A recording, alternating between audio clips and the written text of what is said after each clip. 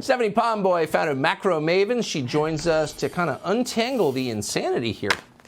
I'm not, Stephanie, I have to say, you're one of the very few people who called this early and said there are going to be tragic and distorting effects of flooding the American economy with fake money from the Federal Reserve. And I think you're right.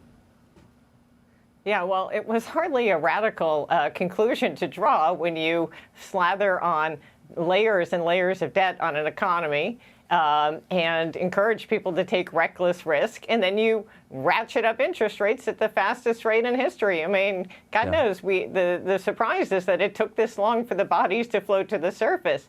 And honestly, Tucker, this banking thing is particularly remarkable because of the level of impunity that the banks evidenced. And you've talked about, this whole diversity, equity, inclusion and the woke agenda and this idea that, banking doesn't need to be boring. You used to want to get away from the banker at the cocktail party. Now he's, throwing confetti and he's got a lampshade on his head and he's the life of the party.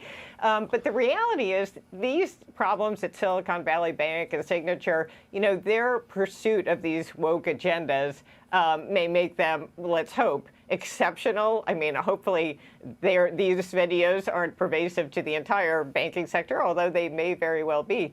But ultimately, the entire banking sector did the same thing, and that is that they watched their deposit base wither over the last 12 months while the Fed was raising interest rates, because people like you and me looked at it and said, why am I putting my money in the bank and getting zero when I can buy a treasury bill and get 3, 4, 5% as the Fed kept raising rates? So their deposit base was shrinking. At the same time, all those assets that they held that you talked about last night, the treasuries and whatnot, were declining in value.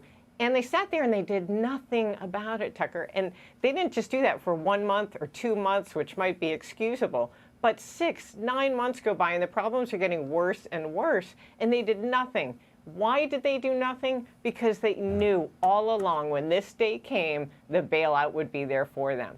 So the impunity of this banking system is beyond, but they've been taught there are no consequences for mismanagement and this ridiculous, all these ridiculous woke priorities, which have, you should actually, when someone comes in and presents a business idea and wants a loan, you should be looking at whether it's a viable business model, not whether it's, some sweaty teenager in a hoodie with some harebrained scheme that you can throw money at without consequence. But this is where we are.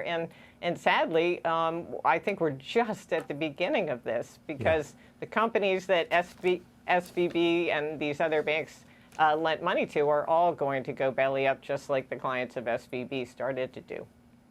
Hopefully they'll spare us the moral lectures. They already pay half the tax rate we do in a lot of cases. It's a little much, I would say. Stephanie Pomboy, I appreciate your coming on tonight. Thank you so much. Thank you so much, Tucker. Subscribe to the Fox News YouTube channel to catch our nightly opens, stories that are changing the world and changing your life. From Tucker Carlson Tonight.